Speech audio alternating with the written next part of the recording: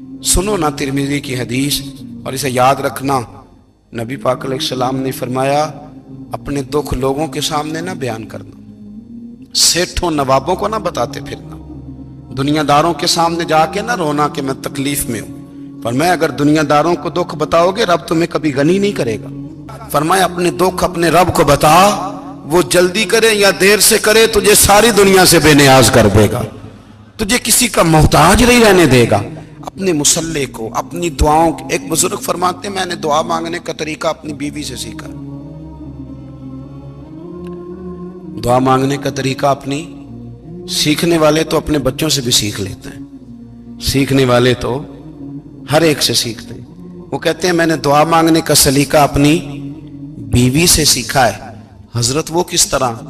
فرمانے لگے میری بیوی نے نا مجھے کوئی کام بتایا، کچھ پیسوں کی ضرورت کے لیے کہا، تو میں نے اسے کہا کہ بھئی ابھی میرے پاس نہیں ہے، کچھ دنوں میں آتے ہیں تو میں دے دوں گا۔ عورتوں کی عادت ہوتی ہے وہ بار بار یاد کراتی ہیں، 2-4 دنوں کے بعد پھر اس نے کہا حضرت وہ میں نے کہا تھا کچھ پیسے، میں نے اسے کہا کہ ابھی میرے پاس نہیں ہے، کچھ دنوں میں ملتے ہیں تو میں تمہیں دے دوں گا۔ اس نے کچھ دنوں کے بعد پھر کہا حضور وہ میں نے کچھ پیسے کہے تھے۔ فرماتے میں نے ڈانٹ دیا، میں نے کہا کہ کیا تو روز مجھے شرمندہ کرتی ہے، کہا نا میرے پاس نہیں ہے، ہوں گے تو دے دوں گا، تو روز یاد کراتی ہے۔ فرماتے ہیں اس نے پہلے تو میری ڈانٹ کو سہا، پھر میرے سخت جملوں نے اس کی آنکھوں میں آنسو پیدا کر دیے، پھر اس نے اپنے آنچل میں اپنے اس دکھ کو سمیٹا، اور پھر اس نے ایک جملہ کہا تو میں رو پڑا، اور مجھے اپنے رب سے مانگنے کا طریقہ آ گیا۔ مجھے کہنے لگی حضرت جی آپ نے ڈانٹ دیا میں نے سہ لیا، پر آپ ہی میرے شوہر ہیں، بتائیں نا آپ سے نہ کہوں تو میں کس سے جا کے کہوں۔ فرماتے ہیں میں رو پڑا، اور میں کھل کے رویا، اور میں تڑپ کے رویا، اور پھر میری سسکیاں بند گئیں۔ تو مجھے کہنے لگی آپ کو کیا ہوا؟ میں نے کہا مجھے بھی دعا مانگنی آ گئی ہے، جب میں اسے کہوں گا نا اللہ تو ہی میرا رب ہے، میں تجھ سے نہ کہوں تو میں کس سے جا کے کہوں؟ میں کیوں کسی بندے سے سوال کروں؟ میں کیوں کسی دنیا دار سے کہوں؟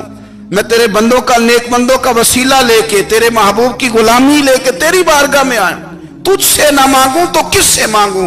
سمجھ آ گئی ہے جب میں اس رنگ میں مانگوں گا تو پھر رب میرے اوپر بڑا ہی فضل فرمائے گا، وہ میرے اوپر بڑی رحمت کرے گا، وہ میرے لیے آسانیاں کرے گا۔ عزیز دوستو، بہلول دانا رحمت اللہ علیہ بیٹھے تھے تو ہارون رشید حج کر کے آ رہا تھا، تو رستے میں حضرت شیخ سے ملاقات ہو گئی، تو السلام علیکم کے بعد کہنے لگا حضور کوئی حکم ہو تو بتائیے گا۔ تو حضرت بہلول دانا فرمانے لگے تیرا رب کون ہے؟ اس نے کہا اللہ۔ تو فرمایا میرا کون ہے؟ کہا اللہ۔ فرمانے لگے تو بڑا ہی بیوقوف ہے، کیا تو یہ سمجھتا ہے کہ رب ہارون رشید کو تو دے گا اور بہلول دانا کو بھول جائے گا؟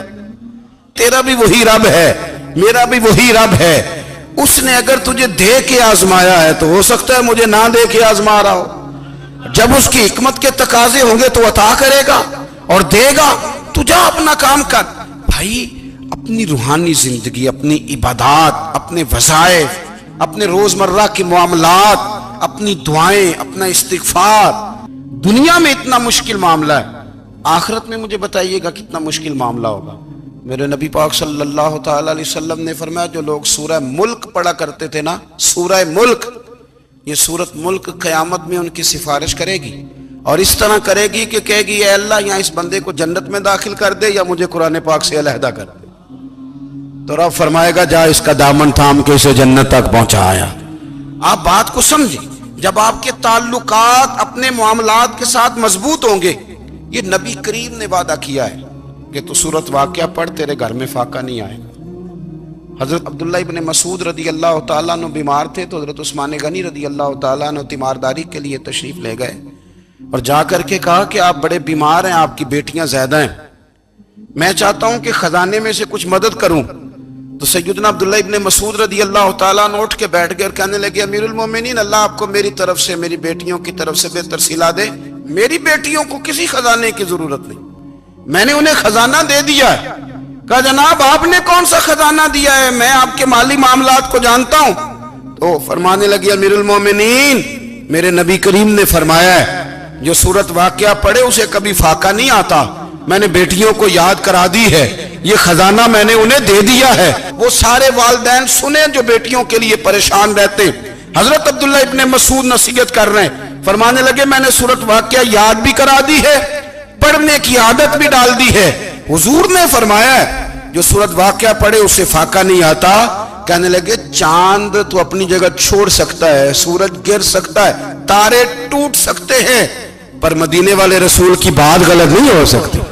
حضور نے فرمایا فاقہ نہیں آئے گا تو انشاءاللہ کبھی بھی نہیں آئے گا۔ کرنے کا کام یہ ہے۔ حضور نے فرمایا جو فرض نماز کے بعد دعا مانگے اللہ اس کی قبول کر لیتا ہے۔ نبی پاک صلی اللہ تعالی علیہ وسلم نے فرمایا اللہ مسافر کی دعا قبول فرماتا ہے۔ حضور نے فرمایا اللہ مظلوم کی دعا قبول فرماتا ہے۔ حضور نے فرمایا بیمار سے دعا کراؤ اللہ اس کی دعا قبول فرماتا ہے۔ میرے نبی پاک نے فرمایا ماں باپ جب بھی اولاد کے لیے ہاتھ اٹھائیں، ویسے تے بلے شاہ تو آسمانی اڑ دیا ہی پھڑ دیں، جڑا گھر بیٹھا انہوں بڑھیا ہی نہیں۔ حضور فرمانے لگے ماں باپ جب بھی اولاد کے لیے دعا فرمائیں اللہ ان کی دعا کو قبول کرتا ہے۔ آپ اپنا تعلق بنائیں، دعا کے ساتھ، عبادت کے ساتھ، مصلی کے ساتھ رشتہ بنائیں، استغفار پڑھیں۔ صلاح الدین ایوبی صلیبی جنگوں میں تھے، رات کو مسجد اقصی میں نماز پڑھی تو پریشان تھے۔ ایک بزرگ سے ملاقات ہوئی تو وہ کہنے لگے کہ آپ بڑے پریشان ہیں۔ کہنے لگے حضور پریشان اس لیے ہوں کہ پہلے ہی مسلمان کمزور ہے، اب میں نے سنا ہے دشمن کا ایک بحری بیڑا وہ جنگی سامان سے بھرا ہوا آ رہا ہے، تو اب ان کے پاس اور تلواریں اور نیزے آ جائیں گے، مسلمانوں کے پاس پہلے ہی وسائل کی کمی ہے، پریشان ہو کس طرح کر کے مقابلہ کریں گے۔